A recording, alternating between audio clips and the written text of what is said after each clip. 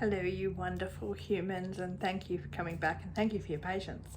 Sometimes it takes me a little bit longer to get these videos out than I would like, but that's okay because today we're going to be talking about the Dragon Reborn, chapters 50 to 56, which are the last chapters in the Dragon Reborn. So this is it. I get to talk about the final moments in this book, and it was a ride. Like it was a very, very big ride. So in case this is your first time here, I read a chapter of the book and then I write 1 page of notes in my journal immediately after, before I read anything else. I'm reading this not knowing anything really. I have a few spoilers now, but I've come in not having read these books before and knowing very little about them. So I'm very excited to keep going. And today, yeah, as I said, we're going to start with chapter 50, The Hammer. So I spent the first part of this chapter wanting to scream at Perrin and the others, "It's a trap," the whole time. Based on a Gwen's, I think, dreams. A Gwen's dreams, I think that's who dreamed it. I decided it was a trap. Moraine could very well be getting caught in a net. Will the girls or Moraine be the ones who get caught? Only time will tell. Or both will both get caught, and then it'll be up to the boys to save them, and that would be kind of cool. Belial is a worry. It's almost worse, or it can often be really worse in these situations when you come across something like the Forsaken, these fantasy evil creatures, people, and history can tell you very little about them, so you don't know how they act or how they behave or really anything about them.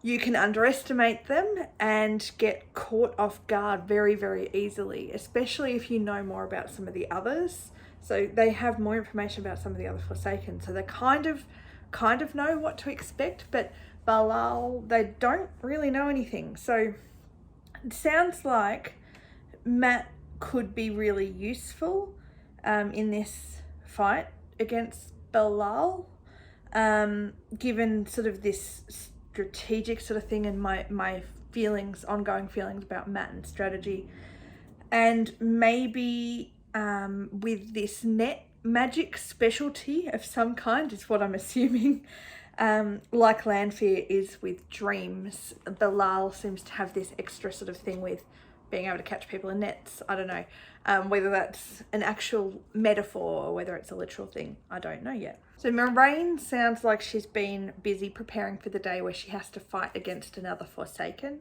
The last time we saw her go up against one was at the Eye of the World, and it didn't go as well. She was a little bit more unprepared maybe than she had anticipated, given they came up against 2 at one time. Not surprising, but she's been preparing. What she had to go and learn, this I thought was really interesting. What Moraine had to go and learn how to do, Nynaeve accessed naturally this bale fire, and both of them breaking the rules. I think I mentioned that in the last video. I think I really like the connection there. They're both rule breakers in their own way, but the fact that Moraine had to go and learn it, Nynaeve just naturally knew how to do it, or it came to her or something. And I think that's really very, very telling. Moraine seems to be this really, really powerful Aes Sedai, and she probably is in comparison to a lot of the others, but it's these little hints that we're getting at what these 3 younger women are going to be able to do, and I think this is fantastic. How is Moraine going to react when she realizes Nynaeve can do this? That would be a scene that I would like to see. And will the other 2, Elaine and Gwen, learn how to use it as well, or is this just going to be something Moraine and Nynaeve can do? Anyway, that's just a couple of things that I'm really interested to see how that unfolds, because I could imagine the more Aes Sedai who know how to use this, the better off they'll be in any big battles or anything, big confrontations that come down the line. But maybe it's not something that many of the Aes Sedai will ever learn how to use, especially seeing as it's forbidden. The Isle are here as well. Hopefully the same ones we've seen before, and I'm really looking forward to getting to see more of them because I think they're pretty awesome characters.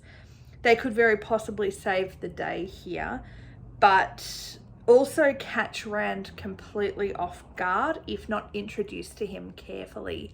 I think that his reaction to meeting them could go either way.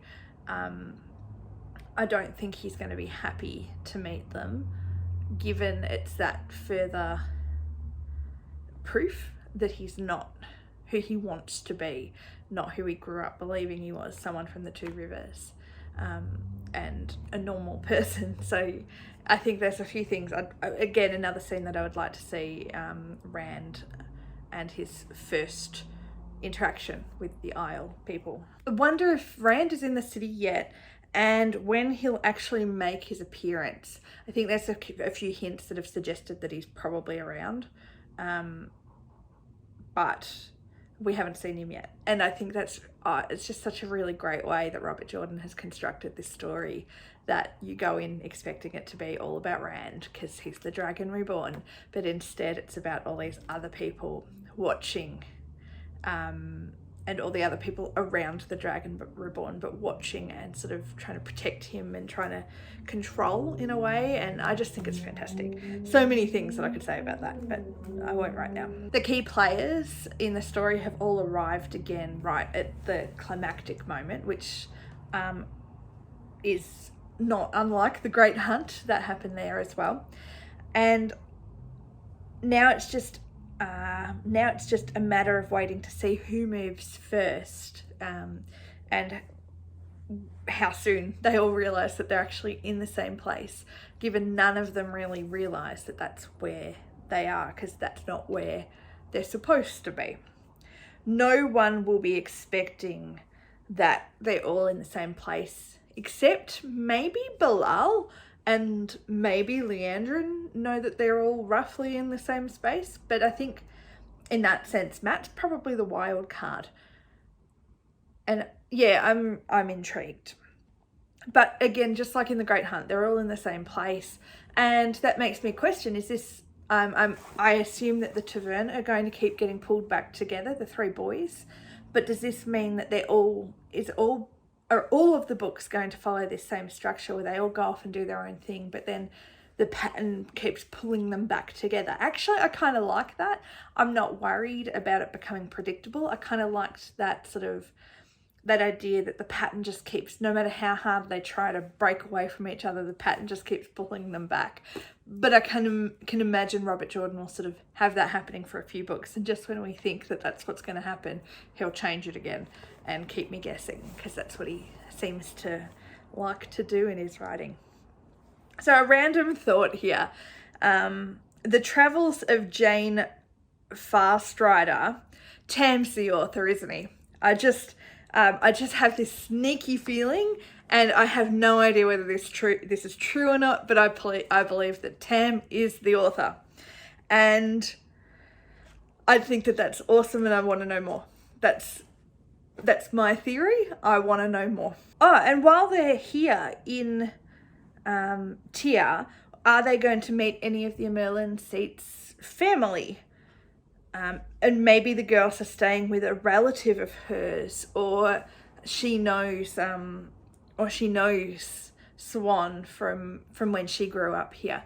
I just feel that would be a really cool little link to sort of find out a little bit more about Swan's backstory, I suppose. We know little bits of it. Probably know more about her backstory at this point than we do Moraine's. Although I do know a little bit more about Moraine's just from what people have said. I haven't read New Springs yet, but people have been commenting, and it's one of those, you find things out. But I will find out more about her backstory, Moraine's. I'd like to know a little bit more about the Merlin Seats and Varen's. I feel like I'm never going to find out that much more about Varen. I think she's going to remain a mystery though. Anyway, that's chapter 50 done. Chapter 51, Bait for the Net. Poor Sandar, the thief catcher. Nynaeve can't really blame him for getting caught. Maybe if he'd had all the information, he would have known to be extra careful. She only told him the bare minimum, and I understand why. Like, I really do get why she wouldn't have told him anymore, because he might have been scared, he might have reported, he might have, like, you can't trust everyone. But because he didn't have the information, he was more likely to be caught. And I think that's probably more Nynaeve's fault than his fault that he was caught. But it's what it is. But it also, that little piece there is saying that she's more like the Aes Sedai than maybe she would like to admit, because she will not tell people information that she thinks that they don't need to know, rightly or wrongly. I do think there is a lesson here though. If you are going to ask people to do dangerous tasks for you, you need to be prepared for it to go wrong if you're not going to give them as much information for them to succeed as possible. But maybe she'll learn the lesson, maybe she won't. And she still has much to learn about who to trust, just in general. Her distraction over unnecessary anger towards Moraine, and even the Butcher distracted her. She needs to get a grip of her emotions and act like she's actually in enemy territory. I think Nynaeve let her guard down a little bit, and I think she sort of, it's something that I think that they need to, or she in particular needs to learn from, that she really cannot afford to let her guard down, even with such a simple thing like going out to buy meat, because she would have been like, it wasn't a good idea. And so she made a few mistakes there. They all made some mistakes, and they're learning. So, okay. Elaine here proved to be a quick thinker, backing up Nynaeve's claim that there were others in Tyr or nearby. Not unfounded claims, given Nynaeve caught a glimpse of Rand, even if she doesn't realise or hasn't quite put it all together. And the fact that Moraine and the Isle and everyone else are around as well. Not that they know that, but that will be Leandrin's undoing in this book. Not having all the information and thinking she is in control, not Balal. And also just thinking that she is in control of the whole thing and not taking into account that the contingencies, like there is no plan B for some of these characters. This is what we're doing, and I'm going to assume that I have all of the knowledge, and that is going to be Leandrin's undoing at the moment, and probably a lot of other characters' undoing. And also thinking that she can control the girls once they've been turned or whatever. I'd say she's a means to an end at this stage, and I think she's probably not as big a player as she likes to think she is. She might not, I'm not saying she's a small player, I'm just not seeing her as what she seems to think she is. And there are bigger prizes out there than Leandrin, who I can imagine the Dark One would want on his side. She's good, but there are more important people, especially the girls, who will be and are more powerful if they can find even a small crack in Leandrin and the others' control over them. All they need is this really, really small little crack, and they will be able to get back that control that they do not have at the moment. Leandrin leaving Aelhuin and Sandar alive was also a big mistake. Glad that she did leave them alive, but big mistake on her behalf. Once the others realise the girls are in town, they'll be able to track them down with their help pretty easily. It shows a trace of humanity in Leandrin, which I think is really interesting, that she doesn't seem to want unnecessary deaths. And there's that arrogance that she's in control, again, underestimating people she views as less than her. Very Aes Sedai quality, and probably more so in this arrogant sort of character that we're sort of getting to know a little bit. I'm worried about what Balal is going to do with the girls. They could very well end up tortured and near death as bait. He won't want them dead though, as that puts them out of his control, and he wants the control of them. So I think it's just, it's a real concern seeing how far the Forsaken and the enemy are going to take things. And I think I don't want these women to go through anything more, and they will go through more, I know that. But given Egwene is still dealing with the events of the last book, I don't want her tortured again. I think that would be really, really almost no return for Gwen if she has that happen right now when she's still trying to deal with it. Chapter 52, In Search of a Remedy. Matt missed them by 3 hours, and that just seems unlucky. For the best, I suppose, though. He would have been taken to if he'd been there, and he wouldn't have been able to help. To see him so upset, though, he cares no matter how much he denies it. You really have to, like, I have to acknowledge that while Matt isn't my favourite character, and I don't know that he will be, I don't know, the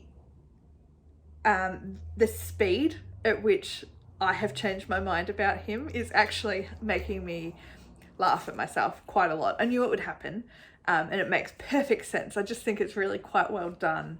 It really sort of explains a lot of things, and that dagger is like really, really bad. And I just think I think it was very, very well done on Robert Jordan's behalf to have this turnaround so quickly. And Matt, while he was a terrible, terrible person in the first 2 books, and I really did not like him, he didn't do anything that made me detest him and not be able to come back from that, which I think was also, there was a line and he knew how to get to that line, but was able to not cross that line, so Matt was irredeemable even in his bad behavior. The Eamon's Field loyalty here rings true, or is it that Menetheran loyalty? I think there's a little bit of both going on there, that old blood ringing true in Matt, and that sort of some of those older values maybe ringing true that he's still sort of coming to terms with a little bit maybe, but loyalty being a big one here. And I think that's, I'm hoping, something that continues, that the 5 Eamon's Fielders keep that loyalty to each other, even if they don't always like each other. I hope they stay loyal to each other, because that will make me very, very happy. I'm glad Tom will stay with Elhuin. Moraine and the others might still find him there and get more information on what is happening. Maybe not. Perrin, Fail and Lowell are due to be separated from Moraine and Lan, who are heading into the Stone. Will Perrin end up, at the very least, end up going as well? It seems they've all been needed at climactic moments so far in the pattern that I was talking about before. So the pattern might force him to attend and enter the Stone as well, just so that they're all in the same place. Matt's very smooth with women. He's going to be a womanizer going forward, isn't he? Like, that's just a given. That fits in with his rascal, roguish nature. It could be quite amusing, provided it doesn't go too far. He's also picking up on small details, maybe they're not quite so small, like accents of someone he doesn't know very well, placing the Merlin as someone from Tyr, even though she hadn't told him that, he was able to place that. So he's noticing things, and again, that fits in with what I'm noticing about Matt. If there is every chance Elhuin knows her, but I mean, we don't know that. If she becomes in danger, Elhuin, she could potentially relocate to Tarvalon, maybe, just as a precaution. So it depends on how things go, I suppose, but there's always that possibility. Does Tom not care about living? He was ready to go into the Stone with Matt despite his health. Or has he taken on the Eamon's Fielders and Elaine's too, and Elaine as well for other reasons, as his own people to protect? It's better he stay behind anyway. It's better that he doesn't go with Matt. But I just think it's a really interesting thing that I'm really looking forward to. I know we've got glimpses of Tom's backstory so far. I want to know more about him. We're getting to see a good amount of Tom and learning a lot about his character, but I really think that there's a lot more that we can learn about him. Matt's luck is gearing up, but will it fall in his favour in the end? On page 573, there's a quote, "He could feel the dice tumbling inside his head." I just think that is an incredible piece of imagery right there. And these are the kinds of things that I always worry anytime I read a book, and it's not just a Wheel of Time thing. It's anytime I read any of these books, and so much of the inner world is how we get to know these characters. I always worry when it's being adapted that the people get, or the actors and the writers and the director can capture that and portray it without it being terrible. But I do think from what we're seeing of this adaptation, I think it's going to be fine. But it is just one of those things when you have these beautiful images, not like images that would translate to film in any kind, but I just think that it's such a key part of Matt's character, these things like the dice tumbling inside his head. And it's not that important, you can do it in other ways, but I'm interested, I think. What I'm trying to say is I'm interested to see how they get us to like Matt after the dagger situation. So after he's healed from the dagger, how in the TV series are they going to make that clearer? There's so many ways that they can do it. I just hope that they do it right. And I'm sure they will, because they seem to be fans of the show, of the books as well. The people creating the show. So I think that's going to be fun. Chapter 53, A Flow of the Spirit. They are all reacting. Until they get ahead and act first, they'll always be at least one step behind, if not more. One of the 12 Tel'aran'rhiod, have resurfaced. So that's one of 12.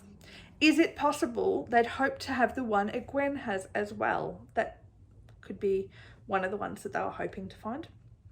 It sounds really cute, but very dangerous, this one. Like, just the way that it's described, it sounds like it could be a really cute little figurine kind of thing, but very, very dangerous. And it would have been so easy for Moiraine to get trapped. Really, really easy. If she had, Perrin wouldn't have known to help, because he wouldn't have known that that's what that artifact does.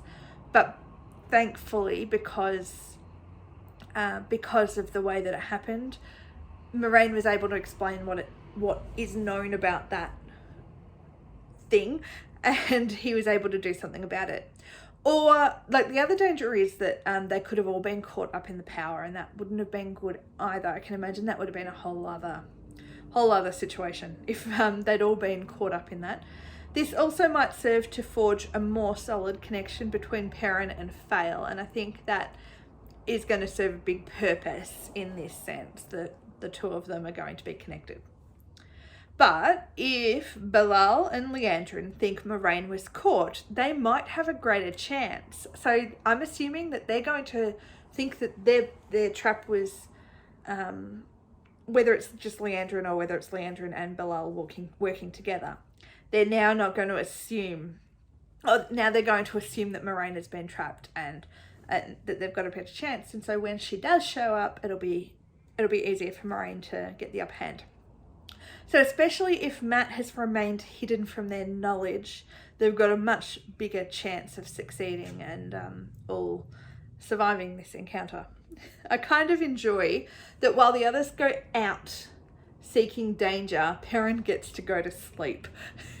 I know that's not really what's happening, but I think that's a really cool difference there, that they're all involved in different ways. And here, just a little side note, again, Moiraine admits she knows little about the dream world. And I've written here, learn, Moiraine! A very dangerous sleep. Perrin gets to sleep. It may be a very dangerous sleep that he doesn't fully understand, but he still gets to sleep. I can imagine the boys sitting around a table and Matt giving him a really hard time, joking around, for sleeping while Matt saved the day. I think that that's the kind of banter that I'd like to see the boys have, but I don't think we're going to get that. But I just think that would be really kind of fun. Normal, friendly ribbing of each other. But I don't know if they'll ever get to have that kind of normalcy again. I think their friendship has changed, and I don't know that it will ever go back to what it was before Moraine entered their life. Lowell is stepping up, showing his more aggressive side. He's in just as much danger, given the Black Aja could return at any moment to fetch Moraine's body. Danger to those they care about, the common thing that makes all three boys step up, even when reluctant, and this now probably counts for Lowell in this sense, and the girls in a way. They all step up when people they care about are in danger. Perrin has taken a giant leap towards his wolf side because Fail is in danger, taking on wolf shape, which he will then find harder to deny in the future, I assume. Also, he may realise he needs to master it so as to better help if there is a need later. So maybe this will aid in him being a little bit more, not comfortable in the dream world, but more readily able to work within this dream world, maybe. Chapter 54, Into the Stone. Robert Jordan strikes again with his pacing. I find it interesting we get heaps of detail in other chapters, but when the climactic moments begin, he kind of writes it like he's run out of budget.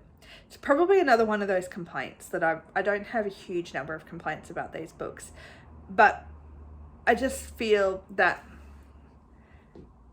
timing-wise it makes sense. I get, because all these events are happening so quickly, we're not going to notice them all. So I understand it.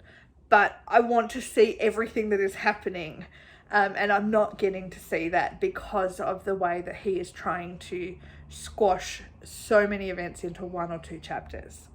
I mean, it works, don't get me wrong, it works and I like it, but I would have thought that the action in the Stone of Tear warranted at least an extra chapter, if not a few chapters. I feel like it was just very, very rushed, considering the whole book has seemed to lead up to this.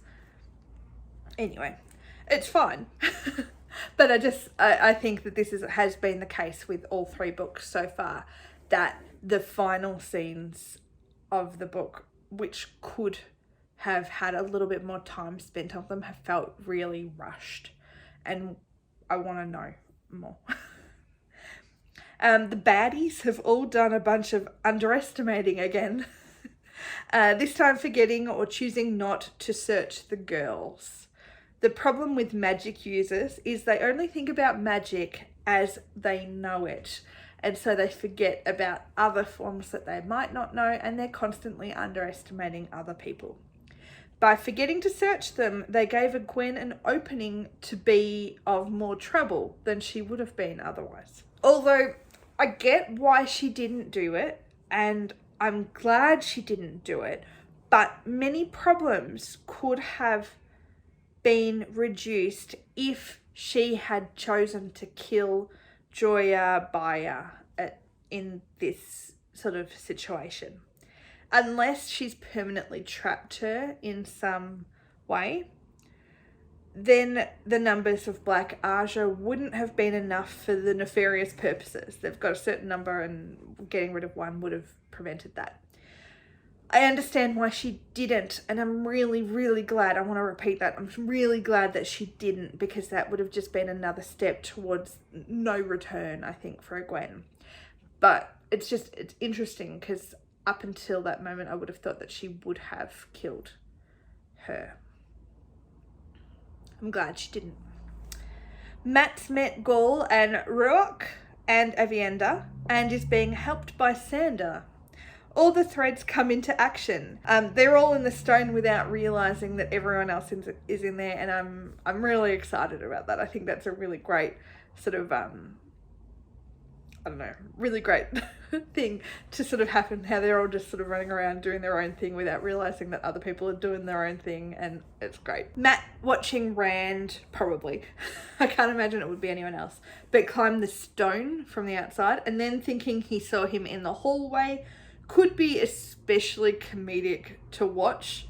I really like Matt saying, not even Rand would climb that, and then switch to Rand climbing. I just think it's just funny little moments. When will Gwen realise all her dreams matter?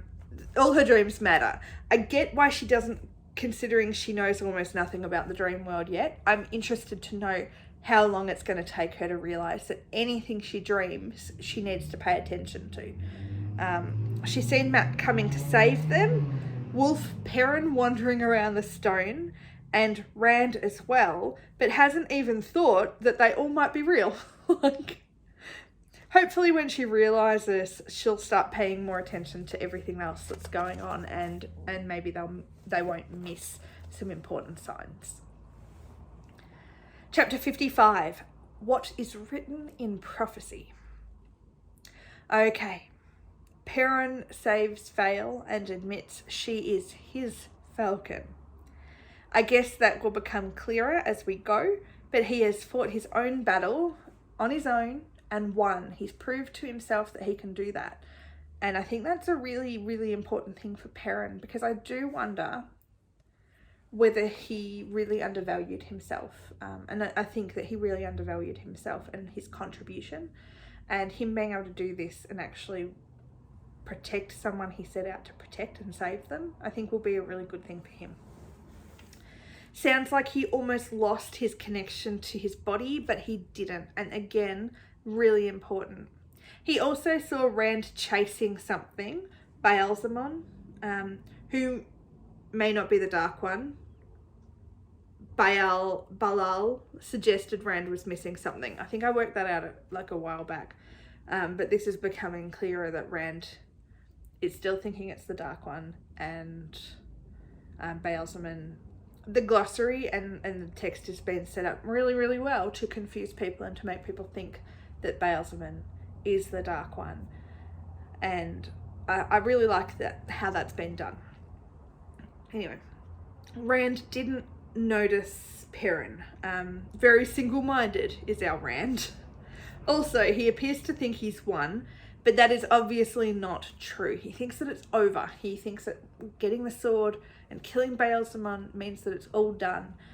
Doesn't he know how many more books he has to get through still?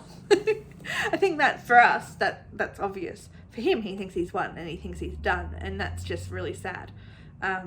Obviously, he knows that there's still a few bits of prophecy that haven't happened yet. But I'm just really, really sad for him, because he really thought and hoped that it would be done when he killed Baalzamon, but not so. But yeah, doesn't he know how many more books he's got to get through? He's got a few more to go. Moraine's been taken out. Where's Lan? I'm not 100% sure where Lan is here. Anyway, hopefully Nynaeve and the other two can help her, but this also might sideline her for a while, potentially. She took out Balal so easily. The others need to learn more of that so they can try the balefire on the other Forsaken. I think that'll be a really big part of what's to come, I'd say, although they can't keep using it all the time. They'll have to use different ways, but the balefire, I can imagine, will be a big part of it. Nynaeve admitting Matt was right was a great little moment. You can tell it meant something to him, and she knew it.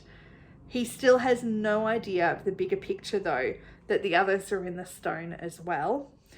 He's a little oblivious, but fair enough. Like, he isn't expected to see them. As far as he knows, they're still on the other side of the continent, so that's fine. They've recovered another of the stolen Teleran Riots. If they get the hedgehog from Moraine, that's 2 of 13, I think. I think that's how many. One of the missing is likely to be used to mess with Matt's luck. It's just a little side note. I think one of the ones will have something to do with Matt at some point. I love Matt saying he was leaving the girls if they didn't go with him, and then he follows them because he hasn't saved them yet. He can't have something half done. The girls choose to withhold info that they didn't need to withhold. They really didn't need to withhold the information from Matt, but they chose to do it anyway, and they're becoming more and more Aes Sedai all the time. And they're also viewing Matt through the eyes of, they're all doing it to each other. They're all still looking at each other as the people they were before the book started. And I think Matt and Gwen are probably the ones who that's the most noticeable with. Nynaeve treating a Gwen like a child at times, and how they treat Matt. And I think that's partially because of the Matt Dagger situation. They've had to look after him for a lot longer. So a few interesting things going on there. Gwen and others, again, chose not to kill Emiko, but will they always be able to do that? Will they always be able to make that choice, or will that choice be removed from them and they actually have to kill someone?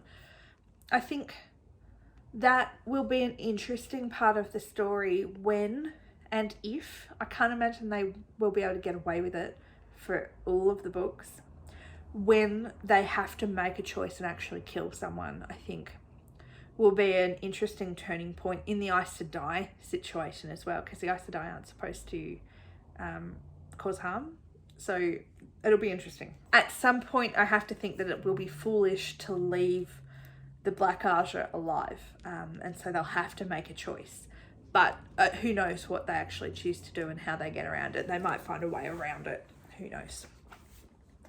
And the last chapter of the book, the final chapter, chapter 56, People of the Dragon. Curious that we end the book with Matt, who thought, or thinks, he is done now and free of it all. He talks a fine game of running, but there is no way the Matt we've gotten to know in this book would run from protecting the others, if it's what he has to do. And I think this has some real strong parallels with the end of the Eye of the World and the start of the Great Hunt, where Rand is adamant that he's going to leave. As soon as this is done, he's leaving. He's going to get away from the others so that he doesn't cause them harm. Where in this sense, Matt's like, no, I'm out, but I'll just stay for a little bit longer to make sure everyone's safe. I think that's fantastic. He might grumble and curse, but he'll be there. He'll be there to protect his friends and to be there because there's that loyalty, and just because he is an actual good person. Ruark looking at him at the beginning of the chapter as if he didn't matter, or Ruark looked at him at the beginning of the chapter as if he didn't matter. By the end, once he realised that Matt was Tavern, that changed to respect. And I think that's going to be a really key thing that happens with Matt, is he's going to constantly get underestimated. Or, on the other side of things, I wonder if people will start putting him up on this pedestal and he will keep underestimating himself, like I think Perrin will do for a bit too. Moraine confirms that Baalzamon is not the Dark One. Maybe Ishamael. Maybe someone not clearly recorded.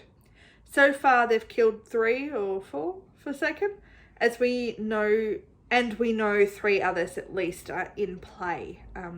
Lanfear's the one who has me most curious in the scheme of things. Her message is both possessive and ominous, and she's got a plan, and they seem to be playing into her plan. And I think part of that plan is to wipe out a lot of the other Forsaken so she doesn't have competition. I think. That's my thoughts. Berelain is someone I hope we see more of. I like her. I don't know how I can form these quick judgments, but I like her. Although she could be irritating for a Gwen, Nynaeve and Elaine in how self-assured she comes off. And that would be fun. I'd like to really see that happen. It has really just begun to dawn on them all that Matt and Perrin are Tavern too. I know Moraine's been coming to this realisation, but it's sort of hitting all of them that Perrin and Matt are important as well. It's going to be harder for people to accept as Matt seems so normal and only a prankster. I'd say we will continue to see him grow, but he'll still surprise people with what he does constantly. They'll continue to underestimate him for a while yet, as I said. What did Moraine do with Lan? Where's Lan? Did she leave him at the inn before going to the stone? He won't be happy if she did, especially if she magicked him unconscious first. Unless Lan was busy doing other things. Where's Lan? Who knows? And the final comments here. This chapter didn't feel like the end of the book. I feel there should have been an epilogue leading into the next. It felt really unfinished. And having read the first chapter of the next book, I feel that that's one of the things with series, I know, but normally a book would feel a little bit more self-contained even within a series. And this one just didn't feel quite finished. It needed one more thing. I don't know what it was that it needed, but it just needed one more thing to happen. I think, again, a lot of the other two books have had that little bit of an epilogue that sort of wrapped it up.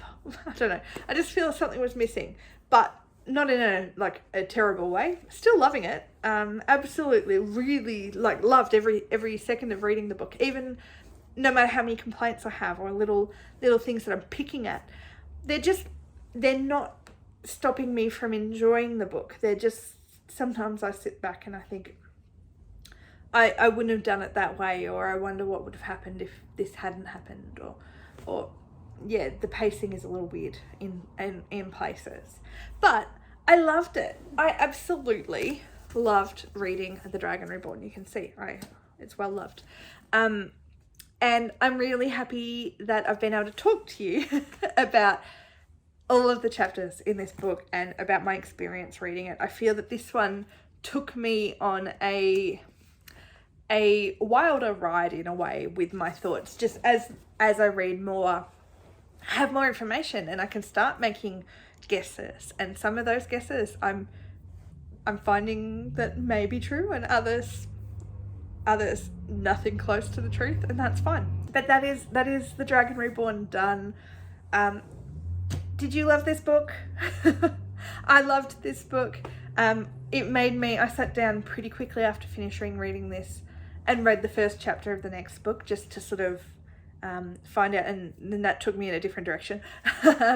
But I did that because, and that's the sign of a really good book for me, a good book in a series, is that I need to keep reading immediately after. I've slowed right down again, but that's just because of life. Life gets busy. So that's me done with this book. I am going to start with some videos for the Shadow Rising as I can.